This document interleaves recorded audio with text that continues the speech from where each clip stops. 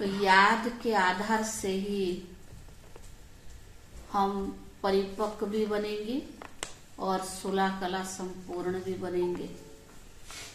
पर आज बाबा ने कहा बाबा के गुण, बाबा की विशेषताएं, सब चीजों को याद करना है, क्योंकि वर्तमान समय हम जानते हैं कि याद की तरीका बहुत रिफाइन होता जा रहा है। पर याद उससे कहा जाता है जिससे हम सतो प्रधान बने, एक बाप के सिवाय कोई भी याद ना आए। लेकिन जो बाबा हमारा बाबा है, उनका गुण क्या है और उनकी ऑक्यूपेशन क्या है, जब हम याद के बीच में, याद के साथ इसको जोड़ेंगे तो हमारा याद भी बहुत पावरफुल होगा। जो बाबा का गुण और शक्ति, ऑक्यूपेशन क्या है, तो जोड़ेंगे तभी हमारी याद भी बहुत शक्तिशाली होगी। दूसरी बात बाबा ने कहा, किन बच्चों को धारणा बहुत सहज हो सकती है। कौन बच्चों को धारणा बहुत सहज हो सकती है? बुद्धि की लाइन क्लियर, जो निश्चय बुद्धि है, श्रीमत पर चलते। तो बाबा जो उनकी बुद्धि में ही ज्ञान सहज धारण हो सकती है। बहुत सारी बातें जिससे उनकी बुद्धि में ही ज्ञान धारण हो सकती है। अगर व्यर्थ और नेगेटिव बातें हैं तो बुद्धि में कभी ज्ञान धारणा हो ही नहीं सकती। आज बाबा की महावाक्य का सार है, मीठे बच्चे, तुम्हें बाप के ऑक्यूपेशन और गुण सहित उससे याद करना है। ऑक्यूपेशन और गुण सहित उससे याद करना है।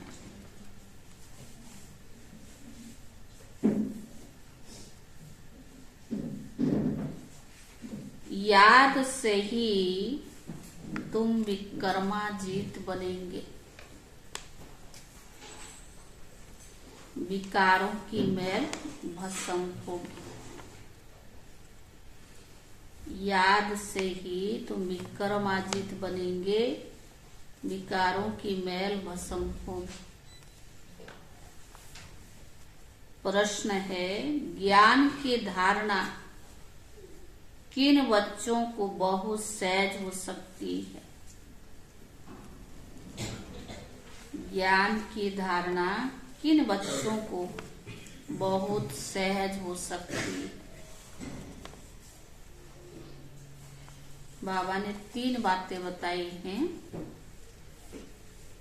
पहला है, जिनमें कोई भी पुराने उल्टे सुलटे संस्कार नहीं है। जिनमें कोई भी पुराने उल्टे सुलटे संस्कार नहीं, जिनकी बुद्धि याद से शुद्धि होती जाती है। जिनकी बुद्धि याद से शुद्धि होती जाती है, उन्हें ज्ञान की बहुत अच्छी धारणा होती है। दूसरा, पवित्र बुद्धि में ही अविनाशी ज्ञान रतन ठहरेंगे। पवित्र बुद्धि में ही अविनाशी ज्ञान रतन ठहरेंगे। तीसरा, भोजन बहुत शुद्ध, भोजन बहुत शुद्ध, बाप को स्वीकार कराकर फिर खाने से भी ज्ञान की धारणा अच्छी होती है। बाबा को रोज भोग लगाते हो? बाप को स्वीकार कराकर फिर खाने से भी ज्ञान की धारणा अच्छी होती है। ज्ञान को धारण करते करते तुम मुरलीधर बन जाते हो। गीत है, तुम्हारे बुलाने को दिल चाहता है। ओम शांति। आत्मा परमात्मा को बुलाती है। सिर्फ आत्मा कहे तो कहेंगे आत्मा तो वाणी से परे है। इसीलिए कहते हैं कि जीवात्मा परमात्मा को बुलाती है। भक्तों की बुद्धि परमात्मा के बारे में कहां कहां जाती है। कुछ भी मनुष्य समझते नहीं, क्योंकि वो समझते हैं परमात्मा सर्वव्यापी है। तो बुद्धि कहाँ जाए? सर्वव्यापी समझने के कारण कहेंगे सब भगवान के रूप है। किसी भी चीज आत्मा की बुद्धि में, किसी भी जीव आत्मा की बुद्धि में यह नहीं आता कि हम उस ज्योतिर्लिंगम को क्यों याद करते हैं, वह हमको क्या देते हैं जो हम उनको याद करते हैं। तो बाबा ने कहा जो बहुत अच्छा देकर जाते हैं उनको याद किया जाता है ना, उनकी याद जिंदगी भर के रहती है। किसकी? कोई ने पाई पैसा दिया, वह तो लेन देन चलती रहती है, परंतु समझो कोई गरीब है, उनको कोई मकान बना कर देवे या उनकी कन्या को शादी कराने में कोई मदद करता है तो सारी आयु उनकी याद रहेगी। और ज्ञान काल में तो लोग बहुत पुण्य मानते हैं ना कन्यादान को। उनके नाम रूप की याद रहेगी, फलाने ने हमको मकान बना कर दिया। यहाँ भी तुम बच्चे समझते हो बाबा हमको विश्व का मालिक बनाते हैं। मनुष्य को तो न आत्मा का न परमात्मा का ज्ञान है। आत्मा है सूक्ष्म ते सूक्ष्म, जिसका पता नहीं पड़ता है कब अंदर प्रवेश करती है फिर कब निकल जाती है। बहुत महीन बातें हैं। उनका साक्षात्कार भी दिव्य दृष्टि से ही देख सकते हैं। वह ब्रह्म कहते हैं तो ब्रह्म का भी तो साक्षात्कार हो पड़ेगा ना। अखंड लाइट ही लाइट देखने में आएगी। ब्रह्म तत्व तो जरूर बड़ी रोशनी देखने में आएगी। परंतु परमात्मा को कोई वो चीज तो है नहीं ना जो मनुष्य बैठ समझे। तुम बच्चों की बुद्धि में आगे लिंग रूप रहता था, अभी तो बुद्धि में है कि वह स्टार है। आत्मा का वही रूप है, दूसरी कोई और चीज हो ही नहीं सकता। परमात्मा भी वही बिंदी रूप है। अब लक्ष्मी नारायण की इतनी महिमा है, उनमें क्या ब्यूटी है। आत्मा और शरीर दोनों सतो प्रधान पवित्र है। हर्षित मुख है और गोरे हैं। आत्मा तो बहुत सूक्ष्म चीज है ना, समझाया जाता है। आत्मा मैली भी हो जाती है तो लाइट कम होती है। यह लाइट कम और जास्ती की भी बहुत महीन बात है। हम दीपक का मिसाल देते हैं, परंतु आत्मा उनसे भी छोटा सा स्टार है। साक्षात्कार होता है, देखा और गया। अब तुम बाबा का स्मरण करते हो। बाप ने अपना रूप बताया है। तुम जानते हो शिव बाबा को याद करने से विकर्म विनाश होते हैं। भले और मनुष्य शिव बाबा को याद करते हैं, परंतु इस ज्ञान से याद नहीं करते हैं, वो जानते नहीं। तो न जानने के कारण विकर्म विनाश हो ही नहीं सकते। यह जानते नहीं कि हम योग लगाने से विकर्म विनाश, विक्रमाजीत बन अच्छी फिर क्या होगा, यह भी नहीं जानते हैं। तुमको बाप समझाते हैं योग से तुम विक्रमाजीत बनेंगे, 5 विकारों की मैल भी भस्म होगी।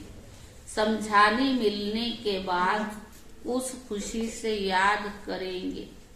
वह ये नहीं जानते कि बाप को याद करने से विकर्म विनाश होंगे। अभी बाप नॉलेज देते हैं, बाकी मनुष्य तो है अंधश्रद्धा में। तो बाबा ने कहा जिनमें भक्ति मार्ग में अलग काल सुख मिलता है, अब तुमको यहाँ बुलाते हैं।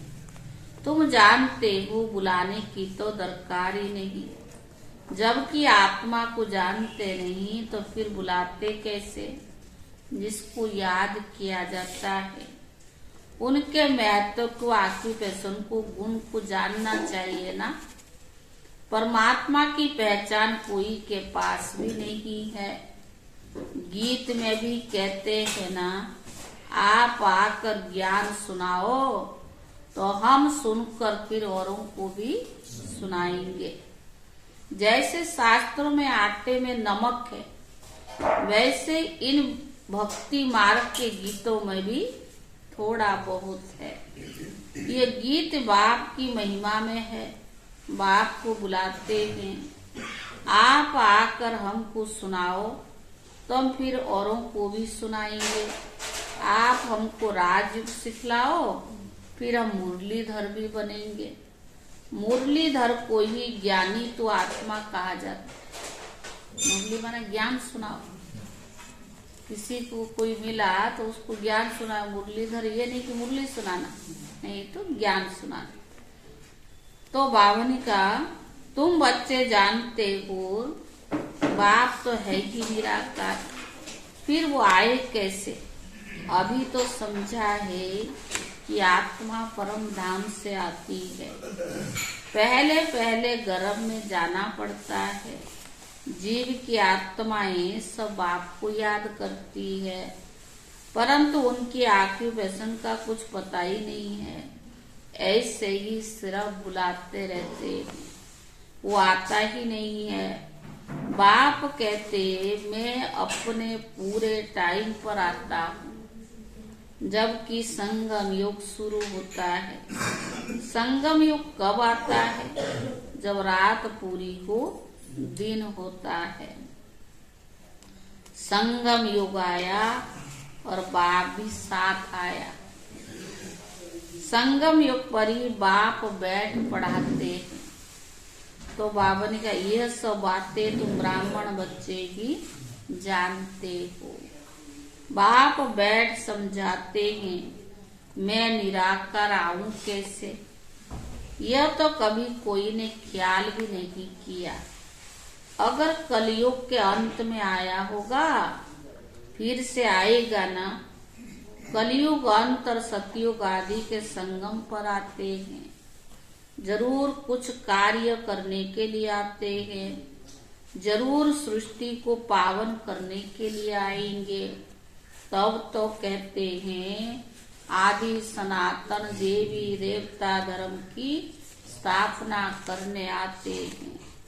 कैसे आते हैं यह कोई भी नहीं जानते हैं। तो बाबा ने कहा बाप को आकर प्रजा रचनी है व राजयुग सिखाना है, तो किसको सिखलाएंगे। सतयुग आदि में तो देवता वर्ण, इसके पहले बाप ब्राह्मण वर्ण, तो जरूर ब्रह्मा तन में आकर ब्राह्मण वर्ण रचना पड़े। ब्रह्मा को कहा ही जाता है प्रजापिता। अब वह ब्रह्मा आए कहाँ से, क्या सूक्ष्म वतन से उतर कर आए। जैसे दिखाते विष्णु अवतार, ऊपर से गरुड़ पर सवार हो जाते, सवार होकर आते हैं। अब विष्णु को तो यहाँ आना ही नहीं है। विष्णु के दूर लक्ष्मी नारायण जो है, उन्हें भी यहाँ इस पढ़ाई से यह पद पाया है। विष्णु के दूर लक्ष्मी नारायण ही पालना करते हैं, परंतु ऐसे कोई गरुड़ पर उतरते नहीं है। और फिर यहाँ लक्ष्मी नारायण की आत्मा कोई इकट्ठे नहीं आती है। पहले नारायण की आत्मा आएगी, फिर लक्ष्मी, इकट्ठे नहीं आएगी। बड़ा छोटा का भी अंतर करेंगे, स्वयंवर करेंगे तब विष्णु युगल रूप कहलाएंगे। राधे कृष्ण बराबर विष्णु के दो रूप है। छोटेपन में भी दिखाना पड़े ना, ये बातें और कोई नहीं जानते। बाप बैठ समझाते हैं। जब ये पहला नंबर 84 जन्म पूरा करते हैं तो हमको इनमें आकर फिर इनको पहला नंबर बनाना पड़े। जब 84 जन्म पूरा होता फिर बाबा आकर इनको पहला नंबर बनाते हैं। 84 जन्म भोग जरूर वृद्ध अवस्था को पाया होगा, तो उनका नाम रखा है ब्रह्मा। इनमें प्रवेश किया है। अब तुम बच्चे समझते हो मनुष्य सृष्टि कैसे और कब रचते हैं। इस बात का और कोई मनुष्य को ज्ञान हो ना सके। मनुष्य जब कोई अच्छी चीज की इन्वेंशन निकालते तो गवर्नमेंट के पास जाते हैं, फिर वह उनको बुद्धि में लाने में मदद करती है। यह भी ज्ञान ऐसे है। पहले पहले बाप आया, इनमें प्रवेश हुआ, इनमें बैठ ज्ञान दिया। पहले थोड़ा थोड़ा था, अब वृद्धि को पाता जाता है। कितनी गुह्य बातें तुम सुन रही हो। पहले हल्का ज्ञान था, अब गहरा मिलता जाता है। परंतु आत्मा में पुराने उल्टे सुलटे भक्ति के संस्कार जो है, वह जब निकले तब ज्ञान की धारणा हो। योग तब विकर्म विनाश हो जाए, योग हो तब विकर्म विनाश हो जाए और बुद्धि शुद्ध होती जाए।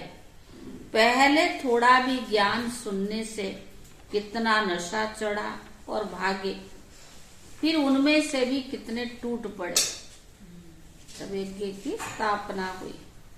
माया भी हैरान कर देती है। अब ब्रह्मा के बच्चे वे हो गए ब्रह्मा कुमार और कुमारियां। यह पूरी रीति समझाना है, नहीं तो मनुष्य डरते हैं। अब आपको तो जरूर ब्रह्मा का शरीर लेना पड़े, सो भी बड़ा चाहिए। छोटे बच्चे में प्रवेश करेंगे क्या? कहते बहुत जन्म के अंत के जन्म में आता हूँ। इसने बहुत शास्त्र पढ़े हैं। कौन? ब्रह्मा। गुरु किए हैं तो अनुभवी तो होगा ना। बाप कहते मैं वानप्रस्थ में ही आता हूँ। शास्त्र आदि पढ़े तब तो समझा सकते हैं। अब तुम बच्चे जानते हो कैसे बाबा आता है, आकर मनुष्य से देवता बनाते हैं, अर्थात पुरानी दुनिया को नया बनाते हैं। तुमको भी अभी नया बना रही हैं। इस पुराने तन में राजयुग से फिर सतयुगी नया शरीर जाकर लेंगे, फिर देवी देवता कहलाएंगे। वहां माया होती नहीं। यह तुम बच्चे समझा सकते हो कि हम ब्रह्मा कुमार कुमारियां हैं। ब्रह्मा को प्रजापिता कहा जाता है।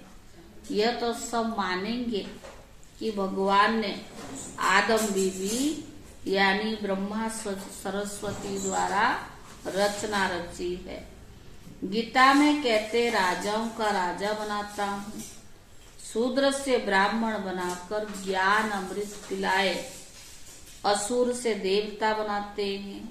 भले यह लिखा हुआ है, परंतु पहले शूद्र वर्ण से ब्राह्मण वर्ण में लाते हैं।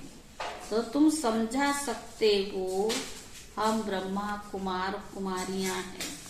ब्रह्मा है प्रजापिता, वास्तव में ब्रह्मा के संतान तुम भी हो। ब्राह्मणों की शुरुआत संगम पर ही होती है। ब्रह्मा द्वारा हम ब्राह्मण पढ़ते हैं, रुद्र ज्ञान यज्ञ की संभाल करते हैं। हम अपने को विकारों की आहुति देते हैं। यज्ञ में सब कुछ स्वाहा किया जाता है ना, तो इस हम रुद्र यज्ञ में और कोई किचड़ा नहीं डालते, अपने पापों को स्वाहा करते हैं। कोई आग आदि तो जलाई नहीं जाती है, ना कोई आवाज आदि करते हैं। वो तो कितना आवाज करते हैं, स्वाहा स्वाहा। हम तो योग में रहते हैं, कोई आवाज नहीं। भक्ति में यज्ञ रचते तो कितनी आवाज करते हैं। बाबा ने कहा चुप, योग अग्नि से पाप भस्म हो जाते। चुप होकर योग लगाते तो योग अग्नि से पाप भस्म हो जाते। इस रुद्र ज्ञान यज्ञ में योग अग्नि से हम अपने 5 विकारों को स्वाहा करते हैं, तो पाप भस्म हो जाते हैं। ब्रह्मा की बेटी सरस्वती भी गाई हुई है, जिसको जगदम्बा कहते हैं। उनसे सब मनोकामनाएं पूरी होती है। अब अम्बा फिर लक्ष्मी बनती है ना।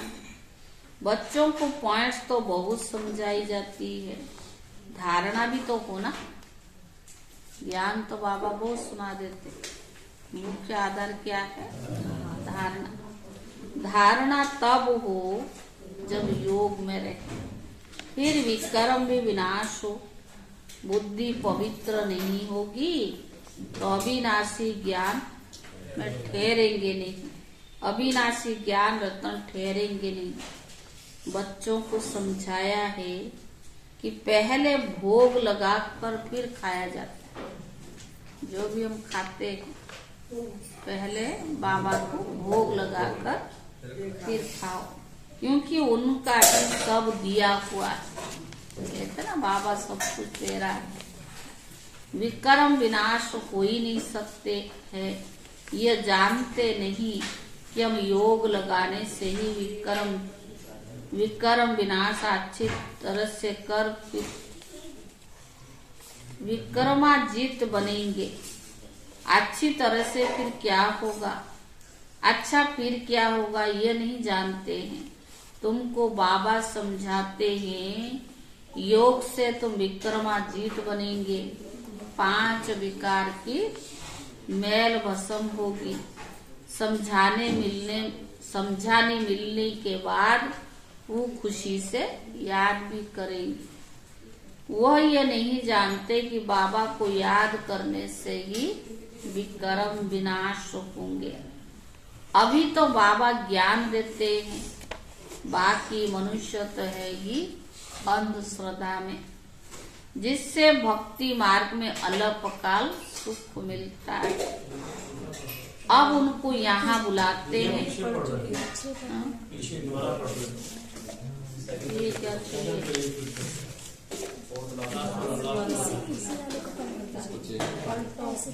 बाबा ने कहा 84 जन्म पूरा किए, इसमें नहीं भाई, ये पेज इसका तिलकता वही अम्बा लक्ष्मी बनती है। लास्ट बोले ना पेज 2 बराबर क्या करते हैं। नहीं लास्ट तो ये है ना, यही पढ़ना अपने ये पढ़ ले।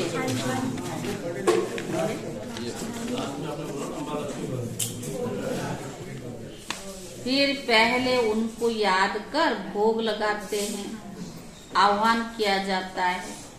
फिर जैसे कि साथ में मिलकर खाते हैं। बाबा तो संपूर्ण पवित्र है।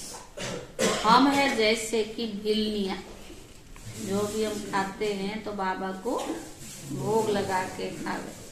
हम याद करते हैं तो क्या बाबा हमारे साथ बैठकर खा सकता है? हम अपने को संपूर्ण पवित्र तो कह नहीं सकते, तो बाबा कैसे कहें? जब संपूर्ण पवित्र बन जाए तो हम भिलनियों के साथ वो खाएंगे, फिर भासना ले सकते, क्योंकि आत्मा और शरीर दोनों पवित्र चाहिए ना। वासना लेना कोई खाना तो नहीं हुआ, खुशबू लेते हैं। एक वाणी में आया था 75% कम से कम पवित्र उसकी वासना। हाँ, कोई 75% धारणा करने वाले अच्छे बच्चे भोजन बनाकर बाबा को खिलाए तो भासना लायक भी हो, क्योंकि बाबा है बिल्कुल शुद्ध। वह हम पतितों के हाथ का खाए ये ला नहीं कहता, वह भासना ले सकता होगा, ये भी क्वेश्चन मार्क। बाबा कहते मैं वासना भी क्यों लूं, मैं तो निष्कामी हूं। भासना लेने की मेरे पास कामना भी नहीं है, मैं 100% निष्कामी हूँ। भोग ऊपर जाता है, बहुरूपी बैठ देवताओं को खिलाते हैं। देवताएं चाहते हैं हम भी ब्रह्मा भोजन खाएं, तो बाबा मम्मा और फिर ऊपर से देवताओं की आत्मा आती है, वह बैठ खाती है। फिर भी रुचि से तब खाएंगी जो पकाने वाली योगी हो। वो भी जो भी स्वीकार करते हैं ना बाबा, तभी वो वासना लेते या खाते, तो बाबा ने कहा जो पक्का योगी हो। देवताएं भी ब्रह्मा भोजन की महिमा करते हैं। बाप तो कहते मैं आया हूँ तुम्हारी सर्विस करने, हम तो तुम्हारा पूरा निष्कामी सर्वेंट हूँ। तुम भले 36 प्रकार के क्या तो 108 प्रकार के भोग लगाओ। भक्तों ने ही तो भोग लगाया और भक्तों ने ही बांट कर खाया। भगवान तो निष्कामी है, फिर ऑफर करना चाहिए, भले वो ना खावे। भगवान भी खाने लगे ना, वो कौन लगा? तो बाबा ने कहा बाबा तो निष्कामी है, पर बाबा को ऑफर करके खाना चाहिए। बड़े राजाएं आदि कभी हाथ में नहीं लेते, उनमें भी किस्म किस्म के होते हैं। हाँ, कोई ले भी लेते हैं। बाबा का राजाओं आदि से कनेक्शन रहा ना, तो हम बाबा को भोग लगाते हैं। कामना है कि हम बाबा से विश्व का मालिक बनने राजा ही ले। हमारी कामना है कि हम इतना पुरुषार्थ करके बाबा से योग लगा के तो विश्व का राजा ही ले, क्योंकि वह तो है ही दाता। बाबा तो दाता है। ये सारी सूक्ष्म बातें हैं। भोग कहाँ नहीं ले जाते हैं, भोग कहाँ ले ही नहीं जाते, यहाँ ही बैठ वैकुंठ का साक्षात्कार करते हैं। यहाँ से जैसे कि गुम है, बैठे हैं और साक्षात्कार होता है। संदेशी जाति यही है, भोग भी यही है, लेकिन बुद्धि से देता है बाबा। दिव्य बुद्धि से पहुँचती। अच्छा मीठे मीठे चिकीले दे बच्चों प्रति माता पिता बाप दादा का याद प्यार और गुड मॉर्निंग। रूहानी बाप की रूहानी बच्चों को नमस्ते। रूहानी बच्चों की तरफ से रूहानी बाप दादा को याद प्यार और नमस्ते। धारणा के लिए मुख्य सार। बाप भले निष्कामी है, लेकिन भोजन का भोग जरूर लगाना है। बहुत शुद्धि से भोजन बनाकर बाबा के साथ बैठकर खाना है। बहुत शुद्धि से भोजन बनाकर बाप के साथ बैठकर खाना है। दूसरा, इस रुद्र यज्ञ में योग बल से अपने पाप स्वाहा करनी है। इस रुद्र यज्ञ में योग बल से अपने पाप स्वाहा करनी है। आवाज में नहीं आना है, चुप रहना है। बुद्धि को योग बल से पवित्र बनाना है। बुद्धि को योग बल से पवित्र बनाना है। वरदान, न्यारे और प्यारेपन की विशेषता द्वारा बाप के प्रिय बनने वाले निरंतर योगी भव।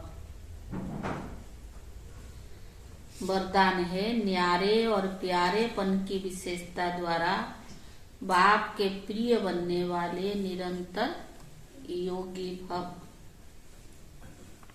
मैं बाप का इतना प्यारा हूँ, इसका हिसाब न्यारेपन से लगा सकते हो।